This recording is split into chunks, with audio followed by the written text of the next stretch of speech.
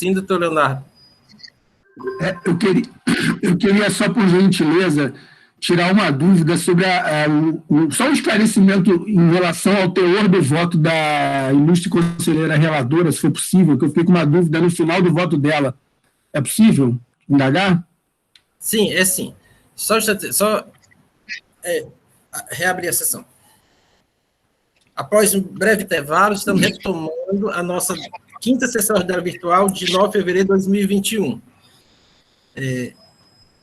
Doutora Elineide, qual a sua dúvida, realmente, com relação ao voto, doutor Leonardo? É porque a doutora Elineide, ela manteve o auto de infração com base no 123, inciso 3G, mas, salvo engano, se eu entendi bem, ela combinou esse dispositivo com o outro dispositivo da legislação, correto? Está mudo. Doutora Elineide, você está sem áudio. Por favor, responda a indagação do doutor Leonardo. Na redação do 258, porque a questão da possibilidade de existência de alguma nota com imposto que for maior.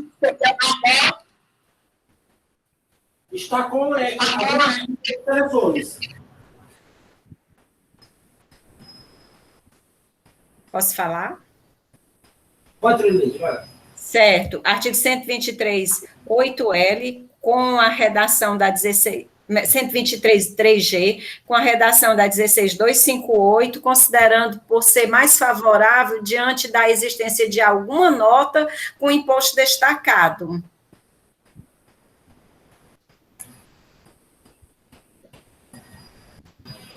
Travou, doutor. Eu não estou escutando o senhor. A senhora, no seu relato, no seu voto, fez menção a um combinado com algum outro 126. Tá, por conta de haver notas com não incidência, né?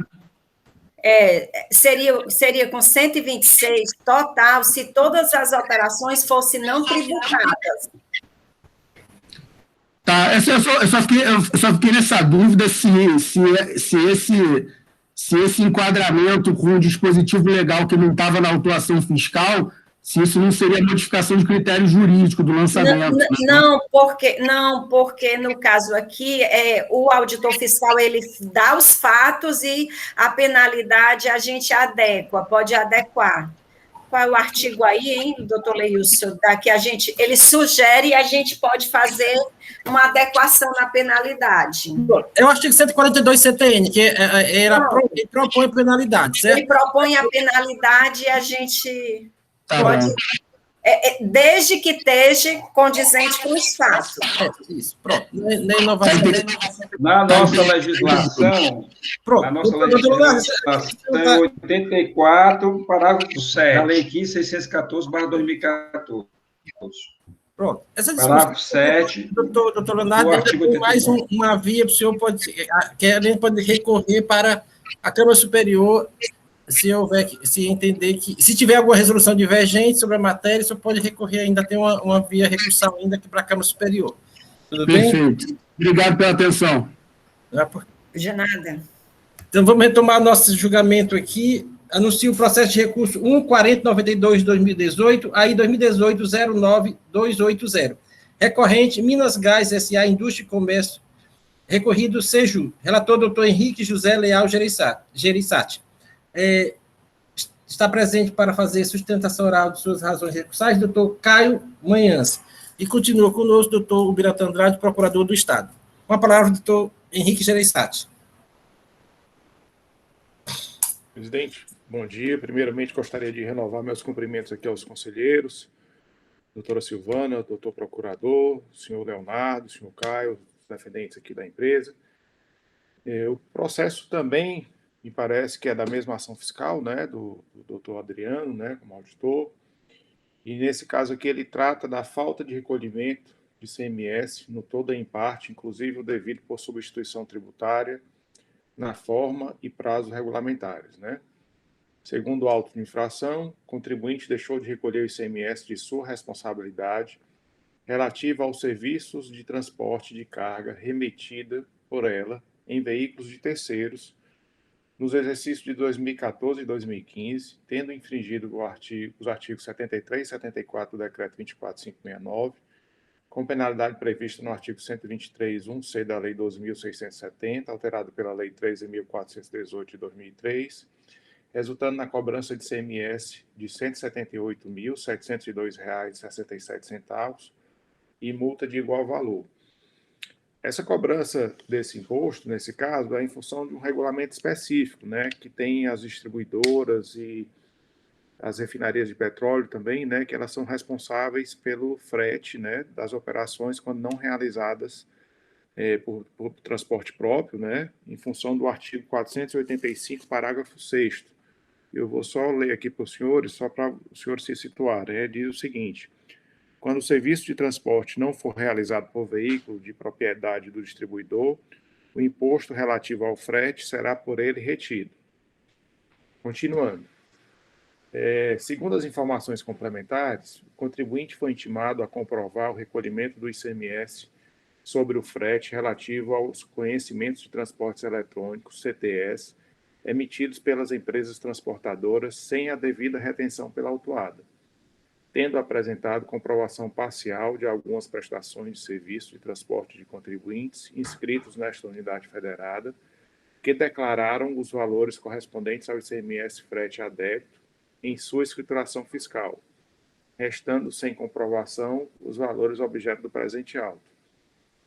O contribuinte foi intimado, né, foi apresentada uma relação bem extensa de vários conhecimentos, se eu não me engano, valores bem maiores do que o que foi lançado no auto de infração. Acho que na intimação o valor constava, era de 392 mil, e a empresa apresentou diversos conhecimentos, inclusive de várias empresas, né? Ele relacionou todas as empresas, né, conhecimento por conhecimento, e o valor lançado, o restante, foi 178.702,67.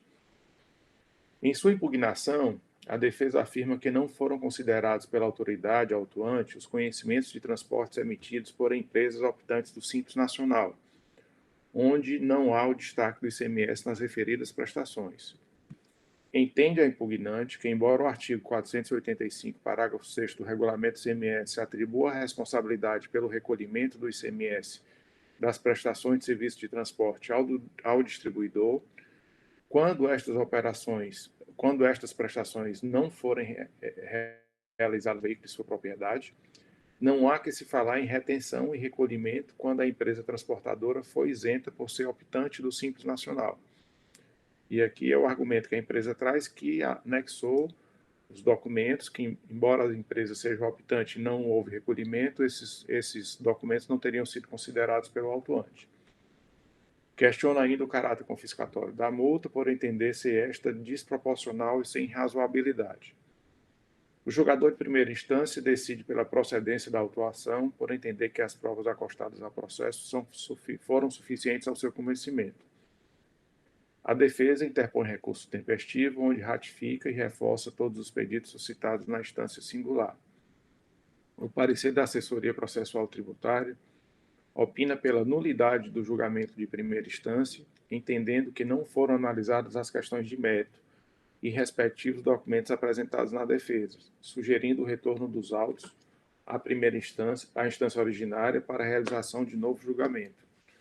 E aqui, senhor, me permita ler um pequeno trecho aqui do parecer da assessoria, que é mais específico em relação ao que foi posto.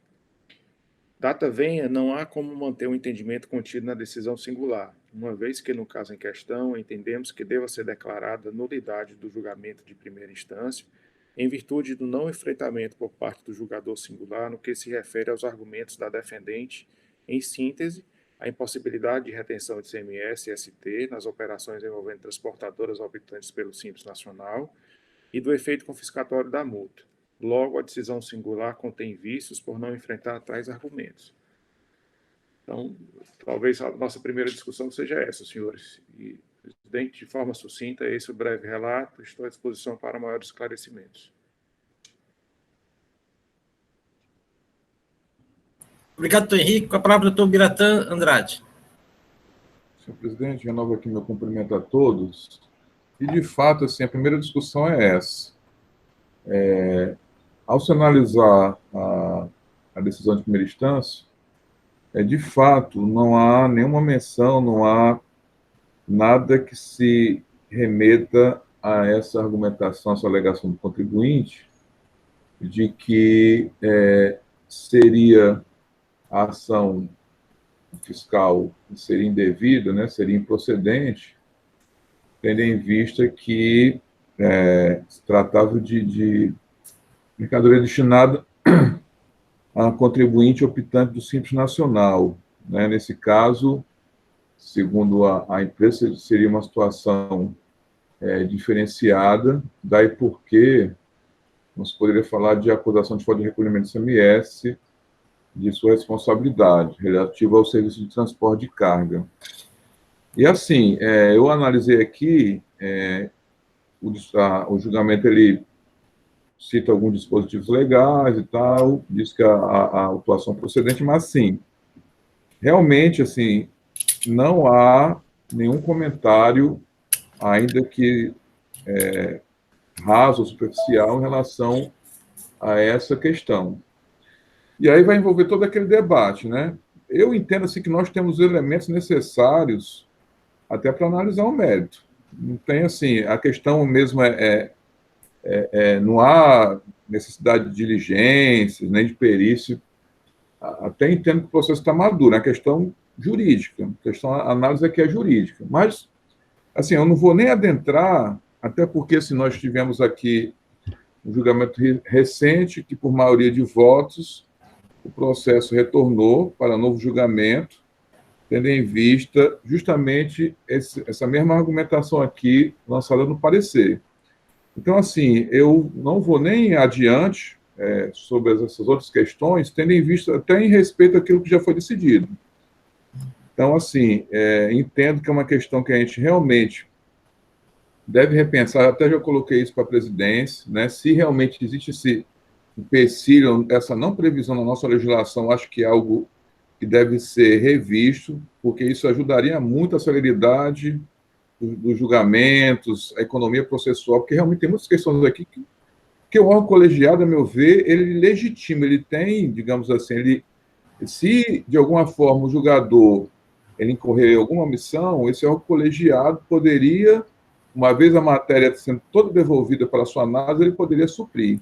Mas, assim, em resumo, em síntese, tendo em vista até já decisões já reiteradas dessa casa, dessa Câmara, nós entendemos aqui que a tendência realmente desse processo é retornar, até porque, de fato, nesse aspecto, entendemos que, de fato, não houve a manifestação do julgamento singular sobre esse aspecto da defesa, que, aliás, é o principal argumento da defesa, justamente esse, né, que era a empresa, como era optante do Simples Nacional, a empresa destinatária, então não caberia aqui falar nesse ICMS, nessa falta de recolhimento. Então, são essas considerações, senhor presidente. Obrigado. Obrigado, doutor Biratã. Com a palavra, doutor Caio Manhãs. Novamente, muito obrigado a todos. Obrigado, doutor presidente. Doutor Biratã, novamente, pelas palavras. Eu não posso deixar de me inclinar com os argumentos tanto da assessoria quanto do doutor Ubiratã, desculpa, em relação à ausência de enfrentamento da decisão de primeira instância sobre os argumentos-chave da defesa da Minas Gás, né? Só em complemento ao que o doutor Ubiratã alegou, eu concordo que essa análise pelo Conselho possa ser feita caso entendam que há provas, acredito que há, e argumentos, e todos já estejam na mesma linha sobre o assunto. O que eu, na capacidade de advogado contribuinte, me vejo obrigado a ressaltar é que esse julgamento só poderia ser feito caso o julgamento fosse de procedência do recurso, improcedência do lançamento. Caso contrário, haveria uma supressão de instância que violaria os princípios contraditórios da ampla defesa. Mas, como temos plena certeza que dos 3 casos que nós analisamos hoje, esse talvez seja o de mais fácil deslinde, Tenho certeza que se a turma optar pelo julgamento, será o caso de procedência do recurso ordinário. Por quê? Está sendo exigido aqui, houve a retenção, na verdade, do ICMS, houve a cobrança de ICMS, juros e multa, em razão da suposta ausência de retenção de ICMS-ST, que a Supergasbras deveria reterem como substituto tributário dos transportadores do gás natural.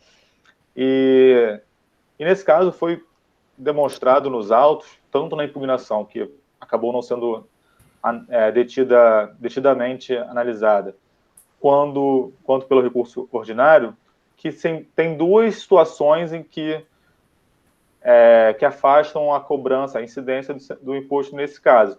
O primeiro é o fato que vários transportadores são optantes pelo Simples Nacional, então não é o caso de incidência do ICMS-ST, logo não é o caso de retenção pela Minas de Gás.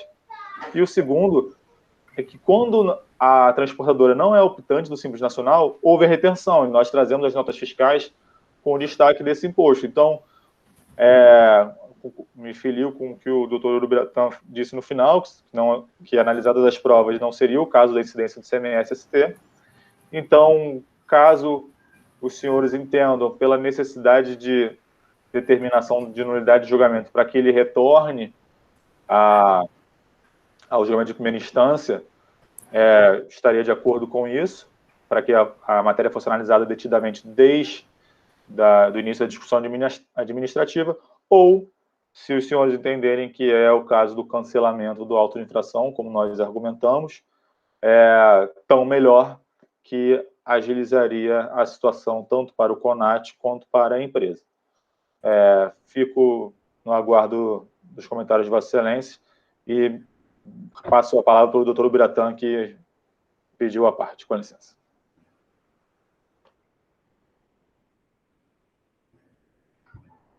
Presidente, está sem áudio. Eu presumo que Vossa Excelência está passando a palavra para mim, né? Isso. Obrigado, doutor Caio. Com a palavra do doutor Biratã para fazer... Não, é só para fazer uma retificação, que, na verdade, doutor Caio, eu não afirmei que não caberia o ICMS aí na operação, não. Apenas eu citei a alegação da empresa, tá? Eu não adentrei sequer o mérito. Eu não vou analisar o mérito. Não é que não esteja como... Eu não estou aqui endossando a tese da empresa, não. Apenas citei que a empresa alegou que não caberia o ICMS nesse tipo de em algumas operações. Não, peço desculpa. E essa matéria não... no final que não...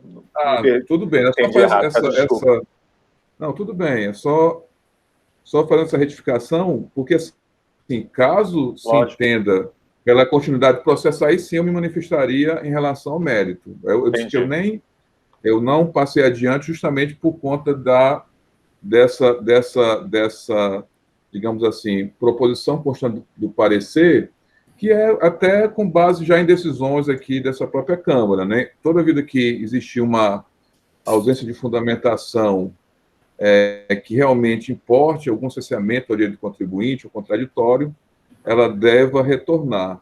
E a questão que Vossa Excelência falou da questão da improcedência, caso seja julgado improcedente, pode ser suprimido, isso aí é até válido, só que é meio complicado se aplicar no órgão colegiado, porque no órgão colegiado você tem que ter toda uma discussão, você não sabe exatamente em que aquilo ali vai resultar, se vai resultar em procedência, ou parcial procedência, ou improcedência. Então, assim, é muito difícil você antever, a não ser que a matéria realmente seja daquelas matérias, que não é o caso, né? Seja daquelas matérias bem debatidas que você já tem um resultado já de improcedência. Não é o caso aqui. Então, assim, ficaria muito complicado a gente dar andamento para discutir se seria improcedente ou não, para depois... Então, assim, acho que o mais correto aqui, com base, repito aqui, nos precedentes da casa, então é retornar para um novo julgamento. É só essa parte aí, presidente. Obrigado. Obrigado, doutor Biratã. Doutor Caio, quer fazer alguma observação? Não, doutor Franz, eu estou satisfeito. Muito obrigado. Pois não. Senhores conselheiros, o processo está em discussão. Vamos focar no aspecto do retorno ou não do processo para a primeira instância, objetivar a discussão. Presidente, até pelo que foi colocado pelo procurador, né, e o doutor Caio também, em função de haver a possibilidade dessa supressão, né, do direito de defesa à empresa, né, eu realmente não me sinto confortável de julgar esse processo agora, não. Acho que o mais prudente seria realmente retornar à primeira instância, né, até para que sejam apreciados os documentos acostados ao processo, embora sejam muito poucos, né, ele só juntou aqui uma amostragem de 5 documentos fiscais e pelo levantamento do auditor, dá para se concluir que considerou uma boa parte dos documentos que foram apresentados, né? Então ainda teria que fazer um cotejo dessas operações, o que foi efetivamente aproveitado ou não. E aí realmente eu acho que a gente não teria condições de fazer esse juízo de valor nesse momento.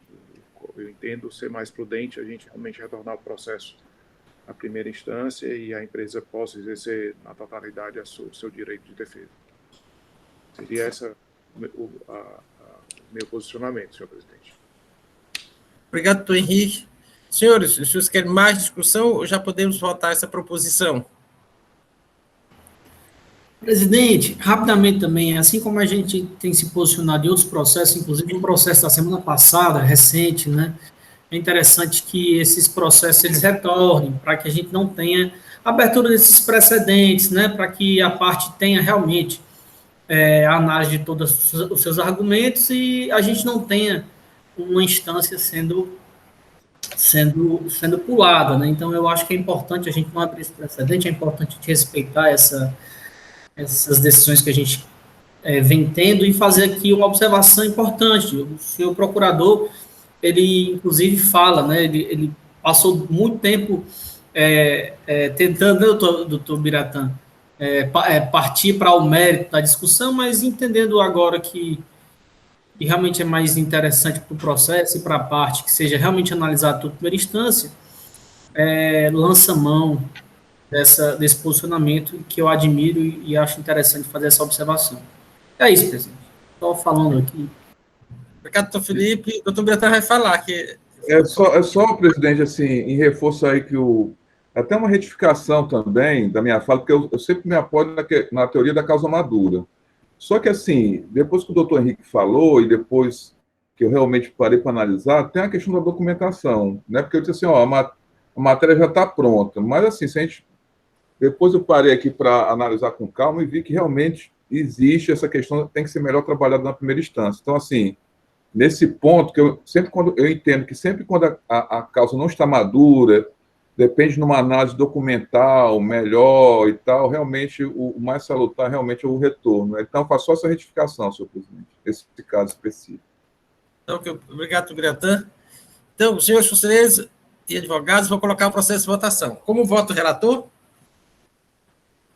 Presidente, eu voto por anular a decisão em primeira instância, né, e devolver para novo julgamento, conforme parecer da assessoria processual tributária e manifestação do senhor procurador. Doutora Elineide? Com o relator. Doutor Nilson?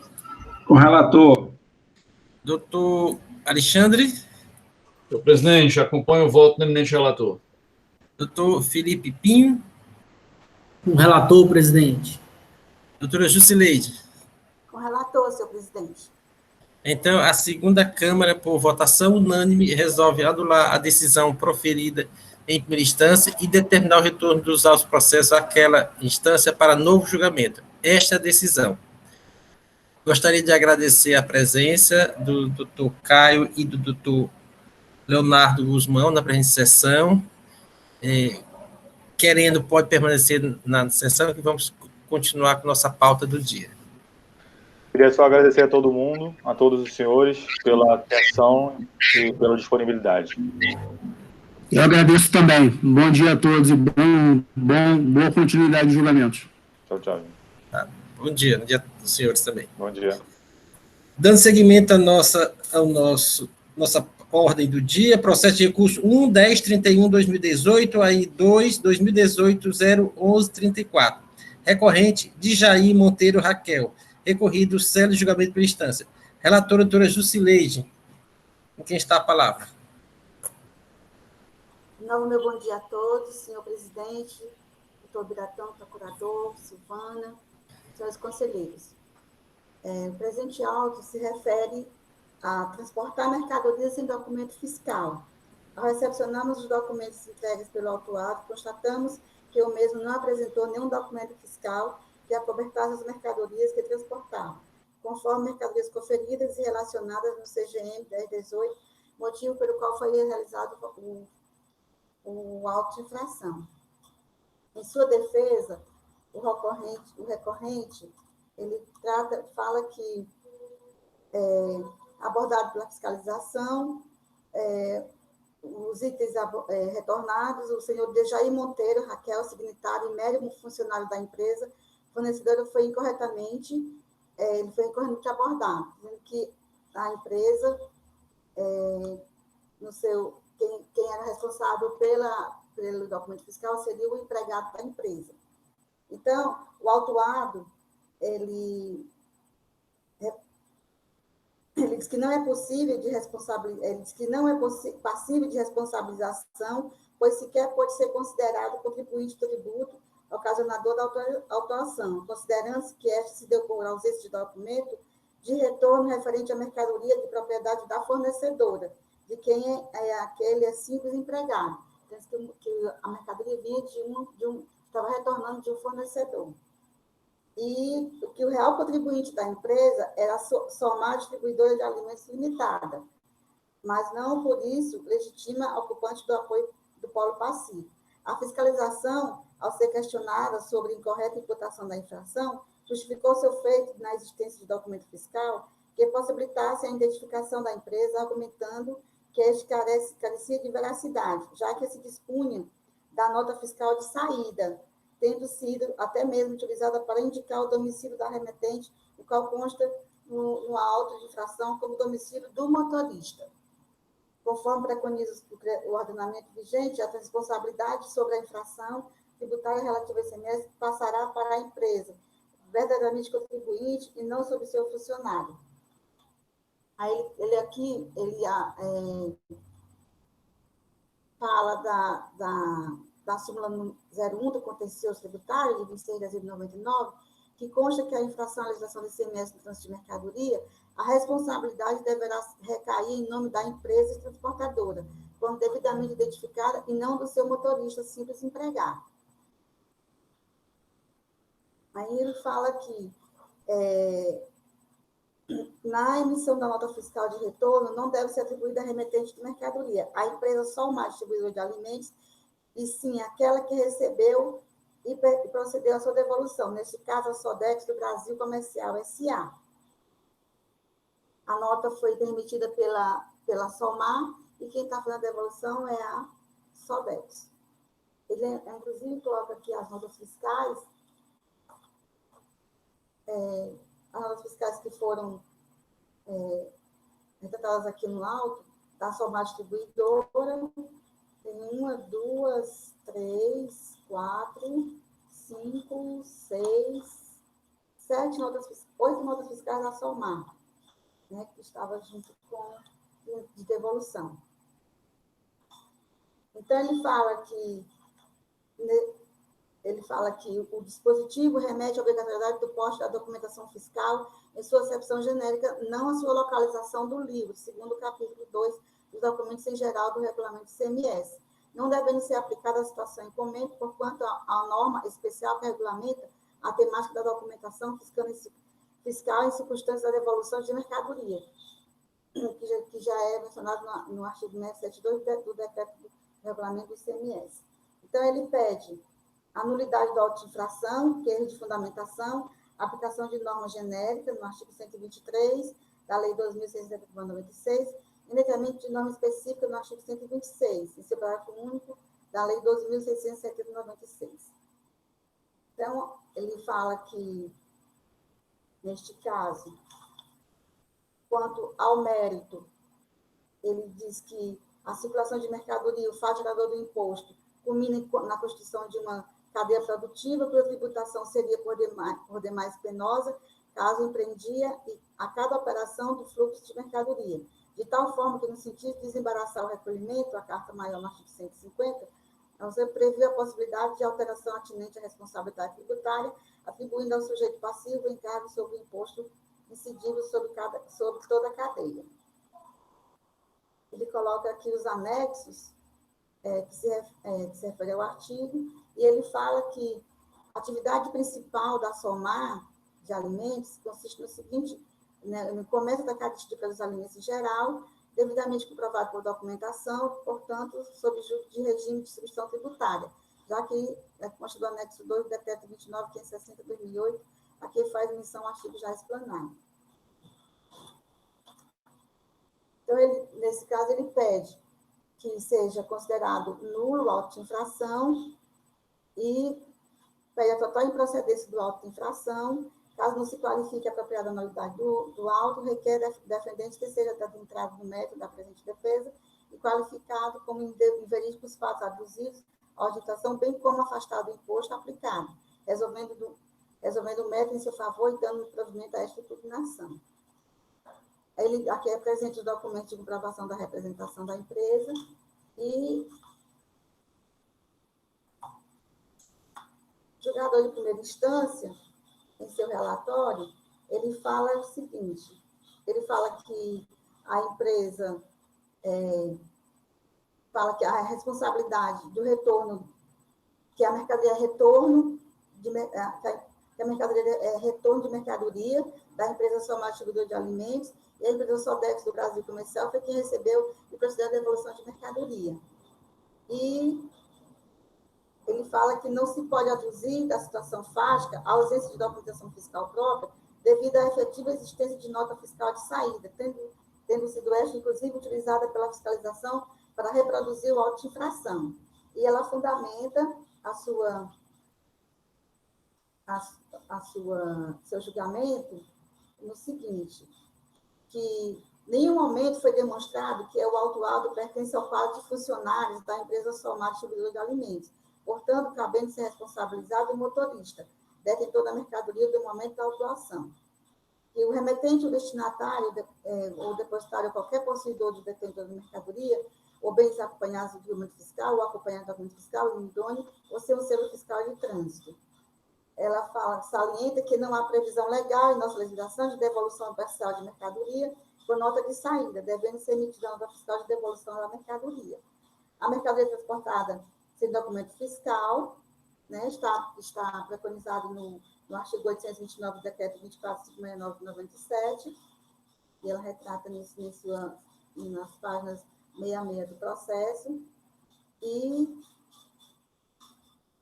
ela fala que o transportador não poderá aceitar despacho ou efetuar o transporte de mercadoria ou bem que não seja acompanhado dos documentos fiscais próprios. Então, assim, por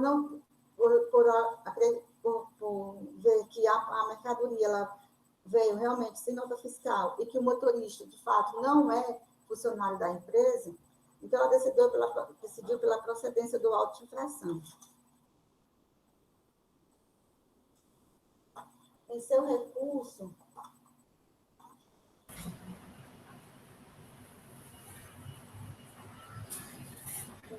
ordinário, das páginas 71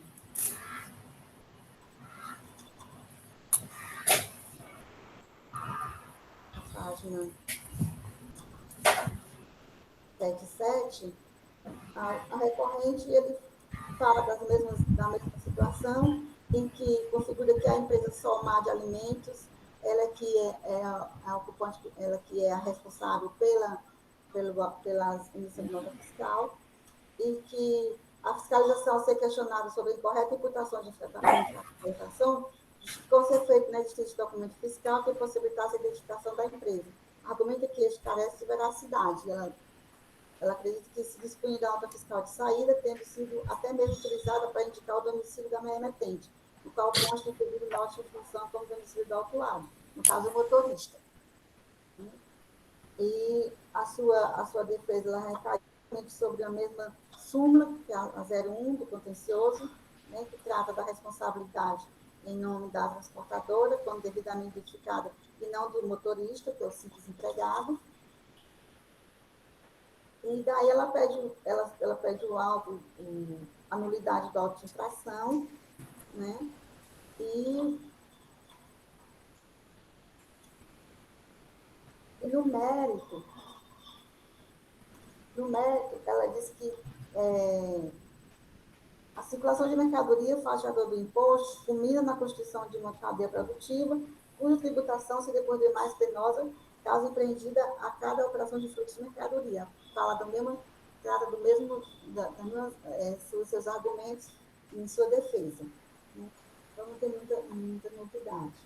O parecer processual tributário, em seu parecer 304/2020, ele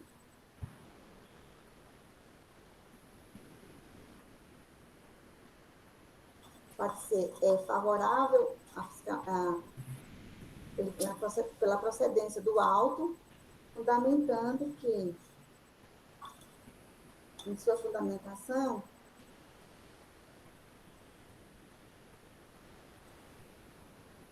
ele fala que entende que, com relação ao mérito, entende que não pode transportar mercadorias sem nota fiscal, né, devendo ser cobrada a multa, e ele fala também do artigo 830, onde diz que sempre que foi encontrada mercadoria em situação irregular, na forma como definiu o órgão anterior, deverá o agente do fisco proceder de imediato à levatura do auto de infração, e que os produtos objeto da autuação encontram-se especificados e quantificados no CGN 10/2018, nas folhas 4, com preço unitário compatíveis informados no DANF, portanto, considera regular o lançamento tributário. E com relação, fundamentando o seu artigo, no artigo 17, 9 da Lei 2.696, combinando com o artigo 65 da Lei 15.614/2014, sugere incluir responsável solidário a empresa Solmar de Alimentos, que agiu como terceiro interessado no processo quando assumiu a condição de fiador, manifestou interesse na situação que constituiu o fato gerador da obrigação tributária analisada. A Solmar, ela pagou a fiança para que a mercadoria fosse liberada, está aqui, consta aqui nos autos, nos termos formais, consta que a Solmar como responsável da guarda das mercadorias, e ela pagou para fazer a liberação da mercadoria. Então, ele pede que a Solmar seja também responsável solidária, e ela decide pela procedência do auto da primeira instância. Esse é o relato, presidente. Não tem muita coisa assim que se dizer, não. Então, obrigado, Jusleide. Com a palavra, o doutor Biratã.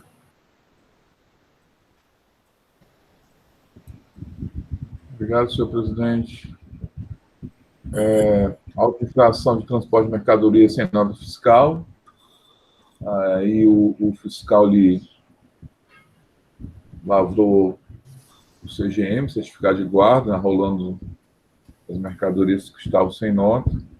E o primeiro questionamento do autuado é a ilegitimidade, né? Requerendo a extinção do processo com base na súmula número 1 do CONAT. Aí o parecer, ele faz abordagem da súmula,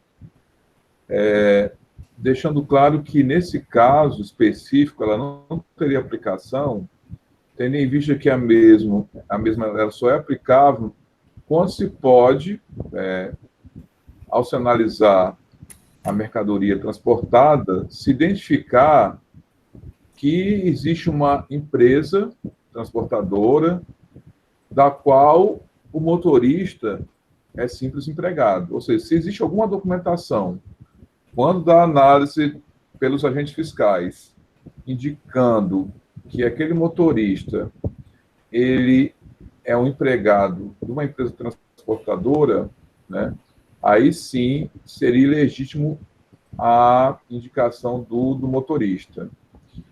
No caso aqui, me corrija a relatora, mas me parece que não há nenhuma documentação, não há nenhum conhecimento de transporte em relação a essas mercadorias que estariam desacompanhadas de documentação fiscal. Eu até fiquei aqui fazendo uma reflexão, porque, assim, me parece que algumas dessas mercadorias estavam acobertadas.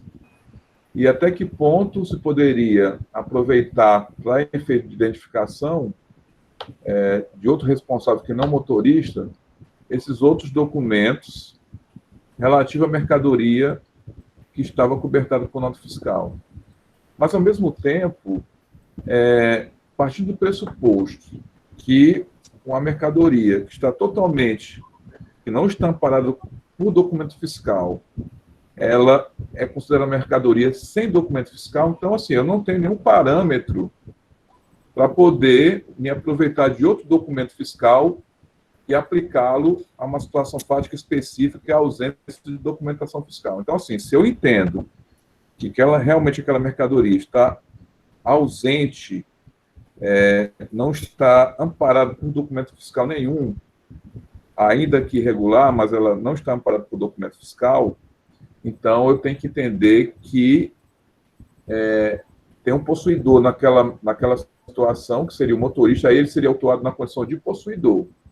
E aqui, como diz aqui o artigo 16 da Lei 2.670, que trata da responsabilidade em relação às mercadorias transportadas, diz o seguinte: são responsáveis pelo pagamento do ICMS o remetente, destinatário, o depositário ou qualquer possuidor ou detentor da mercadoria ou bem desacompanhados de documento fiscal. Então, assim, se eu parto do pressuposto fático que realmente essa mercadoria está desacompanhada de documento fiscal, o possuidor pode ser autuado. E quem era o possuidor? O motorista. Né? Então, em tese, seria isso. Outra observação do parecer, quando ele inclui a empresa Somar, distribuidora de alimentos, já que ela se apresentou como fiadora.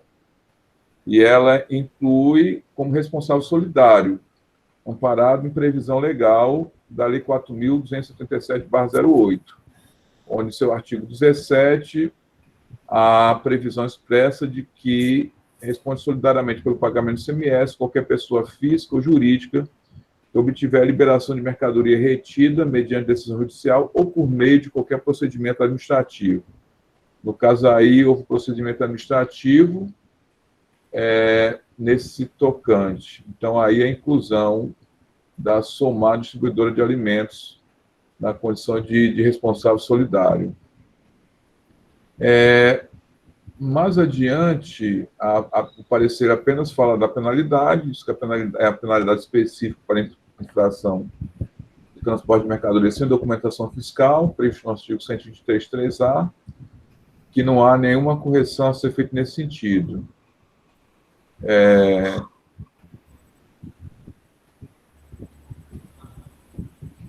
Os produtos objeto da autuação, enquanto especificados e quantificados no CGM 10/2018, com preço unitário, compatíveis informados no DAM 689/197. E aí, em síntese, a conclusão é de manutenção da decisão de procedência proferida em primeira instância. São as considerações, senhor presidente e senhores conselheiros. Obrigado. Obrigado, doutor Biratã. Senhores, o processo está em discussão.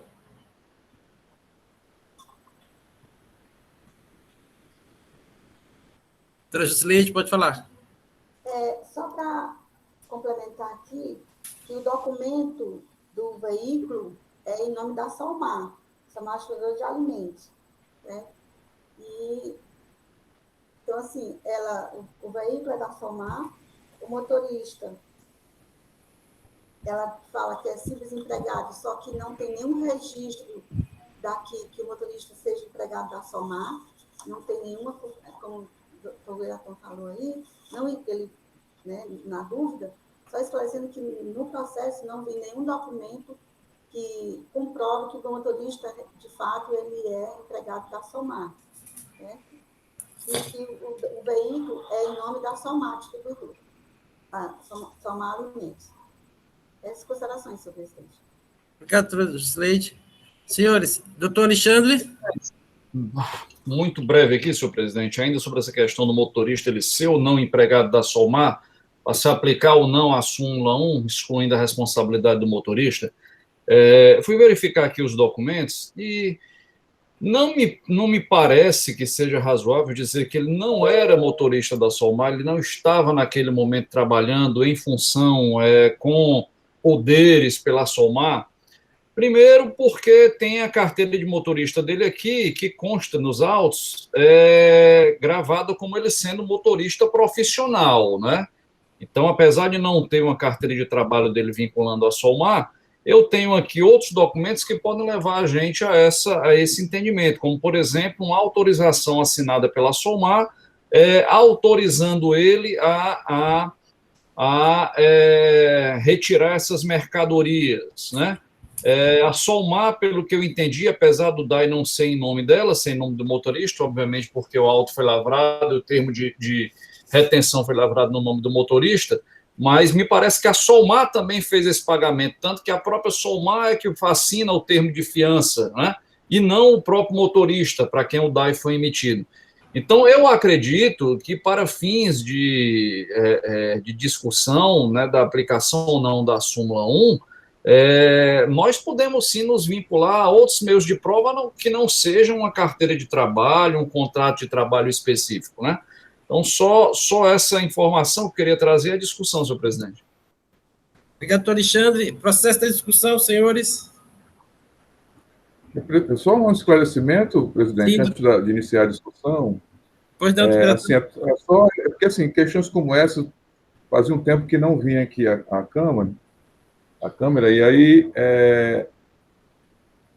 eu queria só relembrar o seguinte, que, na verdade, essa questão da documentação, a gente sempre leva em consideração o momento, a instantaneidade da ação fiscal de trânsito, né? Então, assim, muitas vezes, quando você vai analisar o processo, a Câmara vai analisar o processo, quando o julgamento, aí muitas vezes a parte traz documentos suplementares, faz alguns esclarecimentos suplementares, e dá para depreender até que realmente aquela pessoa, aquele motorista ali, aquela pessoa, aquele possuidor, seria o motorista da empresa. Mas a gente tem que analisar a situação do fiscal no momento da abordagem da fiscalização de trânsito. Então, isso sempre foi um parâmetro, realmente, nunca foi uma questão muito fácil, essa que é a verdade. Está lá na súmula, tranquilo. Você lê ali a súmula, não, se o cara é simples motorista, não há que se falar aqui em responsabilidade. Só que, muitas vezes, quando você vai analisar o caso concreto, você tem essa dificuldade, porque, assim, naquele momento que o fiscal está ali abordando ali a mercadoria, ele não tem condições, pelos documentos que são apontados, mostrados, de ter essa certeza. E aí ele aplica o dispositivo que fala do detentor possuidor da mercadoria. Então, assim, eu faço só esse preâmbulo.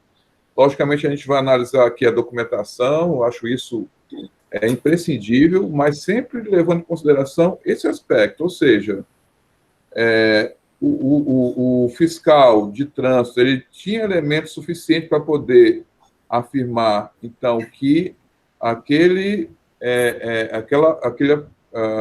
o possuidor, ele era, de fato, um motorista empregado lá da empresa transportadora, né? Então, é só essas considerações. Obrigado. Obrigado, doutor Biratã. O processo está em discussão. Doutora Elineide. O doutor Alexandre falou aí na documentação. Se a gente for nesses termos formais, folha 5, né, que eu acho que foi onde o doutor Alexandre viu a carteira de motorista. Tem um documento do carro, do veículo, que está no nome da Somar. Alguém prestou atenção nesse aspecto? Tem o Renavan, Qual é o nome desse documento do carro, hein, gente? Eu toda vida me esqueço. É o CRLV, é o certificado. Pronto, isso é Na um folha 7. CRLV. Tem a placa do carro, tem chassi, aí tem assim, caminhão fechado, Mercedes-Benz, está ao lado da carteira, está no nome da Somar. Isso mesmo. Alguém... Isso mesmo, doutora Inês. Eu já até falei sobre esse questionamento. Tem a habilitação do motorista e tem a CRLV do veículo que está em nome da Somar. Até falei sobre esse assunto. Aproveitando aqui a deixa, eu queria, em respeito ao doutor Alexandre Goiano, eu queria falar com relação à autorização que ele retratou aqui, que está nos autos, da Somar, dando ao motorista para receber, assinar em recibo, em termos de fiança, e receber em nome da empresa fiadora as mercadorias descritas no documento citado, tudo na melhor forma de direito. Porém, o motorista, embora ele seja responsável aqui como da mercadoria para receber e assinar o termo de fiança para a liberação da mercadoria, mas isso não configura que ele seja empregado da empresa. Essa autorização, se ele fosse o empregado da empresa, a empresa teria que colocar na autorização o nome dele, a CTPS, a admissão dele, dizendo que ele é funcionário para ter direito a receber e assinar o termo de fiança. Tem que ter esses dados constantes na autorização, se de fato ele fosse empregado realmente da empresa. Então, assim, eu vejo que nessa autorização ela é muito simples e ela não configura de fato que ele seja empregado da empresa. Eram essas considerações que eu queria fazer, senhor presidente. Muito obrigada. Essa documentação, doutor Leilson, o senhor tem como verificar aí se foi a parte ou se foi o autuante que anexou, porque eu estou com uma dificuldade aqui. Presidente, só que quando o doutor Leilson verifica, só uma observação sobre as considerações da doutora Jusileide. A figura hoje do empregado, de muito tempo, ela vem sendo flexibilizada no nosso direito, né? Então, o empregado, ele não é só aquele que tem uma CTPS, né? Você pode ter um empregado por temporada, você pode ter um prestador de serviço, principalmente nessas áreas de transporte. A gente sabe que tem muitas figuras que estão ao redor do transporte que efetivamente tem algum vínculo com a empresa. Então, eu acredito que a súmula, quando ela veio a ser lavrada, ela trouxe essa conotação de simples empregado, mas de uma forma mais ampla, né? A pessoa que está sob o mandado da empresa naquele momento, a pessoa que está com algum vínculo da empresa, até porque estava dirigindo um caminhão da empresa. Né? Se o caminhão fosse em nome dele, se o caminhão fosse em nome de outra pessoa, aí tudo bem, mas o caminhão era em nome da empresa também. Então, eu acredito que essa expressão simples empregado, hoje ela tem outra conotação no nosso direito, né?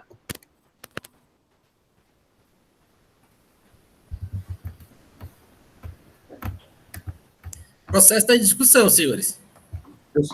Nesse ponto, eu queria até corroborar, nesse ponto eu até concordo com o doutor Alexandre, porque, assim, a verdade, o significado da expressão simples empregado significa afirmar que aquela pessoa ali, ela está a serviço de alguém. Então, assim, com carteira assinada ou não, né, ela está ali fazendo, ela não é a responsável, ela foi contratada, seja para prestar aquele serviço específico, né, ou realmente, efetivamente, trabalho para a empresa, ou seja, ela coloca, de alguma forma, aquela pessoa na condição de subordinado, uma pessoa que não tem gerência sobre aquele transporte. Acho que realmente deve ser visto sobre essa conotação. Nesse aspecto aí, eu até concordo, né? É assim, eu vi uma pergunta aí da doutora Elineide em relação à questão da documentação, se tinha sido juntado pela parte ou pelo auditor. Por que eu faço essa indagação? Porque, assim, voltando àquela manifestação no início, porque o que tinha de fato fiscal naquele momento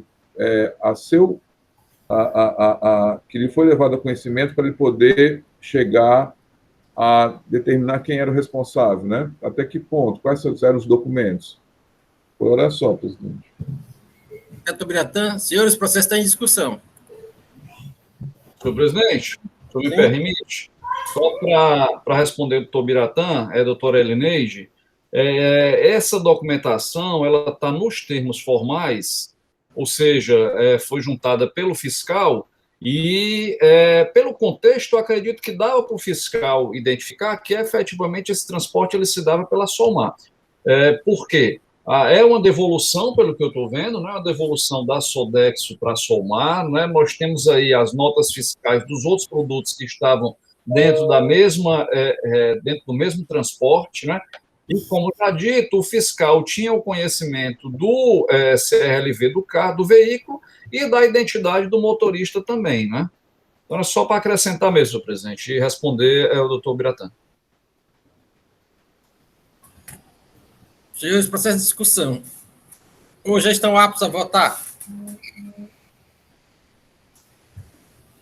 Estaria ainda uma outra indagação, além dessa, porque assim, tem uma, parece, inclusive ele sugere uma proposição da inclusão da SOMAR, né, na condição de responsável. Ao se entender, que eu não sei, a questão ainda está sob análise dos senhores conselheiros, mas assim entender que o motorista seria ilegítimo, não remanesceria a responsabilidade da SOMAR a partir do momento que ela entrou como responsável pelo pagamento do ICMS, ou melhor, ela entrou como responsável solidário em razão da guarda da mercadoria. Essa é uma indagação que eu não me recordo, sinceramente, em outros julgados, como isso aqui foi tratado, em situações dessa natureza. Mas é uma questão a ser analisada. Realmente, aqui no contencioso, quando a gente declara que um sujeito passivo é ilegítimo, ninguém nunca faz a substituição pelo sujeito passivo legítimo, né? Nós nunca adotamos esse procedimento. Até porque, se a gente fizer essa mudança, eu creio que um dos fundamentos se fizermos essa mudança neste momento, teríamos que abrir vista da ciência do novo imputado, reabrir, devolver o processo de primeira instância para ele se defender, recomeçar, reiniciar. Talvez, não sei se é a questão operacional ou porque tem esse empecilho jurídico aí, creio eu. Presidente, também pelo fato de ser objeto de extinção. Quando tem legitimidade passiva, o decreto, a lei do contencioso determina a extinção do processo. Por isso que nos faz substituição. Lá no artigo 63 da nossa lei, fala claramente, sem julgamento do mérito, quando não ocorrer a legitimidade da parte. Se se entender que a parte é ilegítima, aí é objeto de extinção do processo. Mas, assim, com relação a essa questão aí do empregado, realmente, a data em que essa súmula foi editada, foi em 2000, né? Nós temos hoje novas relações de trabalho configuradas, bem recentemente com alterações da CLT, que efetivamente podem configurar, melhor dizendo, uma relação empregatícia, empregatício com a empresa, fora daqueles aspectos comuns que a gente tem da CLT. O problema que eu vi aqui é que não há nada disso, absolutamente nada disso. Não há nada sinalizado pela SOMAR que a empresa, tanto na impugnação como no recurso, né, já trazendo a impugnação essa questão da súmula, né, e aí ela não traz nada para configurar. Doutor Ilson, está mudo. Nada para configurar dentro naquele período que o motorista, pelo menos, ele, apesar de ele estar no caminho da SOMAR, ele tivesse algum vínculo empregatício com a empresa. Me ressenti disso. Senhores, o doutor Elineide está fazendo a pesquisa, já concluiu, doutor Elineide? na realidade, a pesquisa que eu estava fazendo não era meio infrutífera, que era para saber se o veículo, se tinha algum veículo no nome dele e tudo. Mas o doutor Leios traz a questão de que a própria SOMAR não traz provas, mas, por outro lado, essa proposição da doutora Daucília de incluir a SOMAR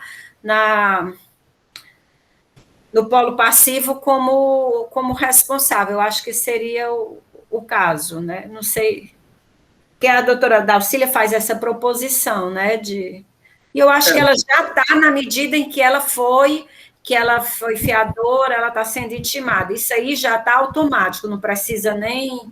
Assim, eu divido um pouco o doutor Daucília no seguinte termo. Talvez o doutor Biratã seja a melhor pessoa para explicar esse tipo de procedimento. Eu creio que, nesse caso, a Procuradoria, que na hora de fazer a execução fiscal, poderá optar, no processo judicial, por uma inclusão como responsável solidário, a SOMAR, porque essa veio ao procedimento fiscal, e ela garantiu a liberação da mercadoria sob fiança. Então, ela adentrou na lide tributária, mas eu creio lá no âmbito do processo judicial, no caso da execução. Na hora de executar, se opta, em vez do motorista, opta pela SOMAR, porque ela tem interesse na causa, ela é responsabilidade de terceiro, solidária, ela tem interesse na causa, tanto é que ela garantiu a liberação da mercadoria com a fiança, mas lá no processo judicial. Aqui, no âmbito do processo administrativo tributário, eu não vejo como se fazer essa inclusão, até porque ausente qualquer comando legal nesse sentido.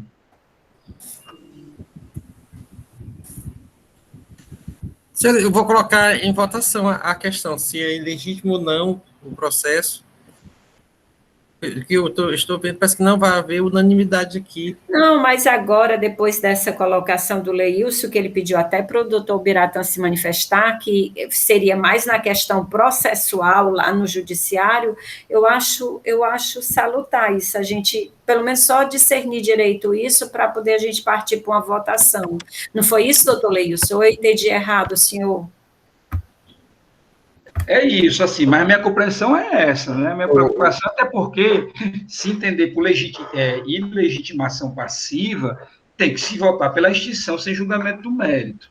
Não há como, olha, é ilegítimo o seu Djaí, se não me engano, mas a SOMAR é legítima. Vamos colocar a SOMAR aqui. Não existe a previsão na nossa legislação. O artigo 63 é muito claro quando ele fala da extinção sem julgamento do mérito, quando, nos casos de ilegitimidade passiva, falta de legitimidade da parte, ou seja, então não há como se julgar ilegítimo o seu Djaí e, ao mesmo tempo, incluir a SOMAR, não. Aí, meu entendimento é no momento posterior, na hora da execução fiscal, a Procuradoria demonstrar que a SOMAR é solidária, porque ela manteve interesse direto do processo, ao garantir a liberação da mercadoria sob fiança. Entendi, doutor Leilson. Doutor Biratã, a palavra está com o senhor, viu? Ou não? Não, só esclarecendo que isso é um ato posterior, né? Porque, assim, se passou pela cabeça de alguém que isso aí representaria uma identificação equivocada, seria um sinal de identificação equivocada, não é por aí, porque assim, qualquer um pode se apresentar para ficar na guarda, não só qualquer pessoa que tiver interesse na mercadoria. Não há nenhum requisito, rapaz, tem que ser o destinatário, tem que ser o remetente. Não, só você assume a responsabilidade, assume. Então, você vai lá, assina um documento, fica na guarda e assume aquela responsabilidade pela guarda e conservação da mercadoria. Ou seja, você demonstra interesse. Então, esse interesse, ele não desqualifica, não é um elemento necessário para poder importar na legitimidade ou ilegitimidade da pessoa autuada. Então, você tem que analisar isso à parte. Então, você vai analisar a questão se o motorista é legítimo ou não pelas circunstâncias em si, e não lá pelo termo lá assinado pela pessoa interessada na mercadoria. E, assim, em relação à questão da inclusão ou não do processo, de fato, se a gente for ler aqui o dispositivo legal, ele fala que responde solidariamente pelo pagamento do ICMS.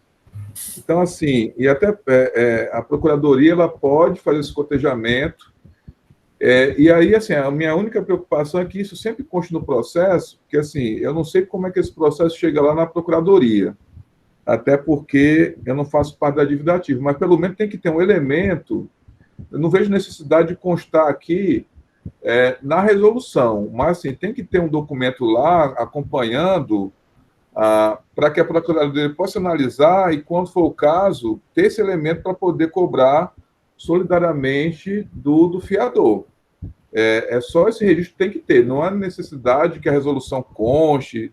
Eu entendo também nesse ponto aí, eu não vejo necessidade não, mas assim, aí eu teria que ver até como é que o setor de saneamento ele faz esse encaminhamento. Mas deve constar nos autos, né, presidente? Deve constar nos autos esse termo de fiança aí no processo, no auto de infração, né? Sim, Bertão, o termo de fiança está nos autos, né? E também todos os atos de julgamento, eles foram informados da decisão. Ele vai ser, em algum momento, ser chamado, caso a ser mantida a autuação, na fase de execução, acho que ele é chamado. E, neste caso, acho que nem benefício de ordem há, que ele pode até cobrar logo direto dele. Doutor Alexandre, o senhor está com a execução, né? Também. Senhores, podemos votar? A doutora Jusileide quer falar. Pronto. Porque ficou um pouco confuso agora para mim, que assim, o motorista está sendo autuado, não é isso? A SOMAR está sendo solidária. Né? E o doutor Leilson, na fala dele, ele falou que devido à falta de legitimidade da parte, a gente não tem como, digamos assim, proceder o auto para o motorista. Foi isso que eu entendi. É isso mesmo?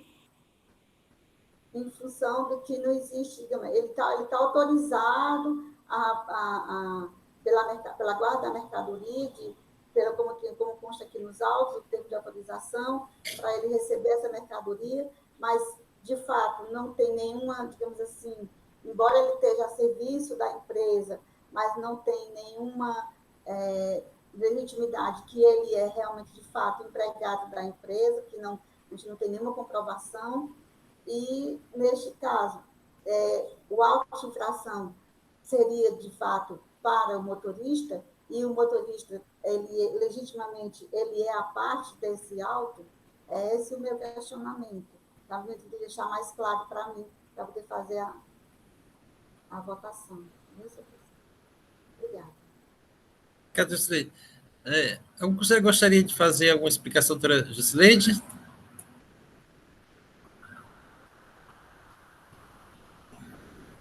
Saiu aí da sala agora. Foi. Caiu a...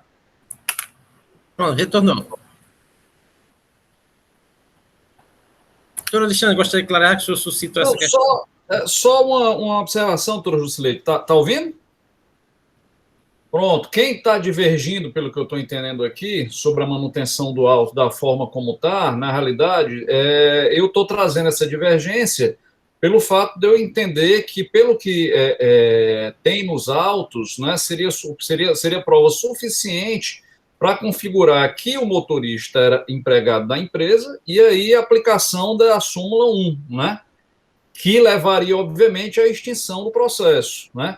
O que está a outra discussão que está em andamento aqui é se, em se mantendo o auto de infração contra o motorista, se esse auto de infração, pela proposição da consultoria, se ele poderia já ser, com o nosso julgamento aqui, já redirecionado também para SOMAR como responsável tributária. Né? Acho que são essas, né, senhor presidente, as duas situações que estão em discussão aqui. Isso. Exatamente. Muito bem feito. Muito bem resumido aí. assim, eu não vejo aqui, diante das normas fiscais que foram apresentadas, que da SOMAR para o SODEPS, e embora tendo esse termo de responsabilidade do motorista, para ele ser autorizado por essa mercadoria, da liberação da mercadoria, e assim, eu não entendo que o auto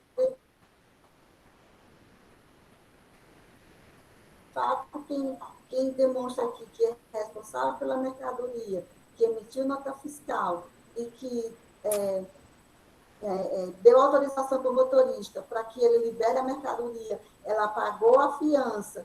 Então, eu vejo como a SOMAR responsável pelo auto, não sendo o motorista. É assim que eu percebo isso aqui, entendeu? Pronto. Então, a senhora votaria, no caso, a legitimidade do motorista, então, no caso. Seria isso? Não, cortou. Sim.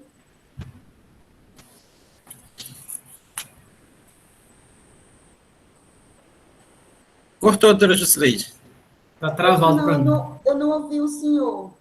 Neste caso, que a senhora acha que a SOMAR era para ser responsável, então a senhora votaria na questão da preliminar pela legitimidade passiva, a extinção do processo por isso. Seria isso? Sim. Tá certo. Então, vamos fazer a votação, então. Jusileide, como a senhora vota? Eu não sei bem os termos, né?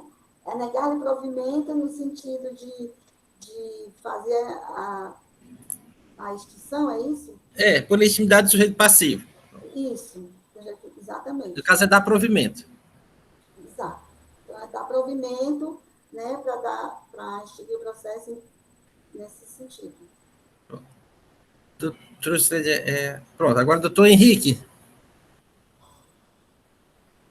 Presidente, embora eu concorde em parte aqui com o doutor Alexandre colocou, né, mas eu vou me ater ao que está posto literalmente aí na súmula, né, até porque a gente vai criar aí uma contradição para saber quem é que realmente vai ser autuado nessa situação, né, se a legislação fala que quem é o possuidor da mercadoria no momento seria o motorista, e aí, se a gente começar a dar essas interpretações, vão surgir novos fatos, né, que aí você vai gerar até uma insegurança jurídica em relação digamos assim, a forma de autuar pelos próprios agentes do fisco, né.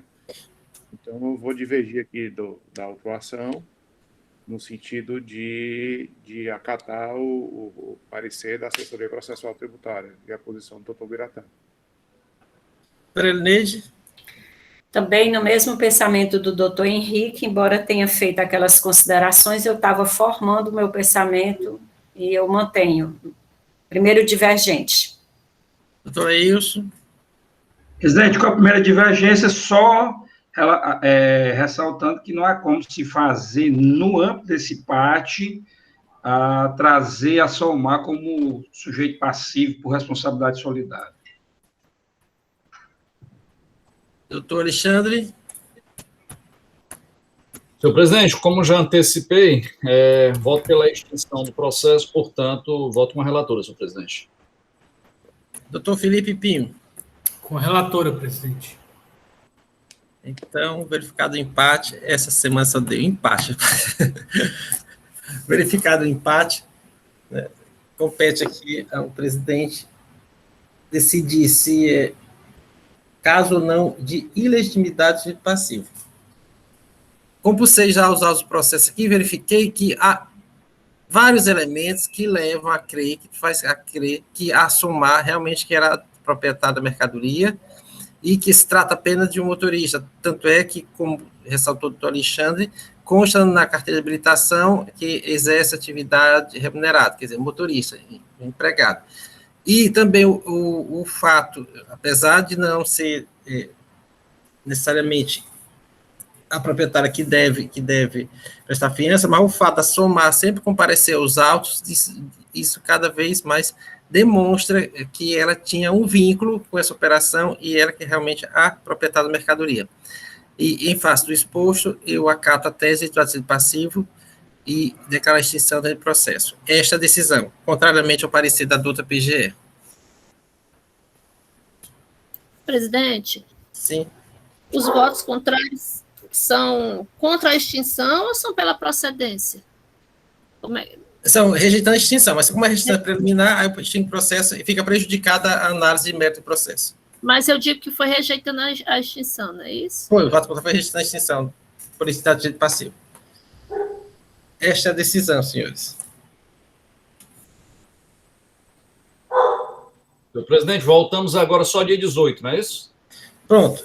Encerrada a pauta de hoje, vamos ter um breve recesso. Lembrando que quarta, quinta e sexta teremos sessão da Câmara Superior. Os senhores verifiquem quem tem assento da Câmara Superior para estar presente nas sessões da Câmara Superior. E retornamos após o Carnaval. Dia 18, retornamos com 2 sessões, 18, 19 e dia 22. Presidente, não tem Carnaval, presidente. Não estimule a aglomeração. Não tem feriado. Presidente, então nós não teremos sessão quinta e sexta? Não, teremos sessão plenária amanhã, Câmara Superior, quarta, quinta e sexta. Não, mas nessa é porque eu tinha a primeira próxima pauta, semana, dia 15, 16, 17, que seria o período carnavalesco, né? Período momino, não teremos sessão, porque de repente nosso estado está normal e lá para time advogado, coisa para dar problema. Né? Então, a gente volta dia 18, quinta e sexta da próxima semana. Se o doutor Felipe for pular carnaval, retorne dia 18 e 19, viu, doutor Felipe? Por favor, sem purpurina. Pois é, não faça sair de casa. Por favor, doutor Felipe, não sem faça maisena isso, e purpurina. Não faça isso, viu?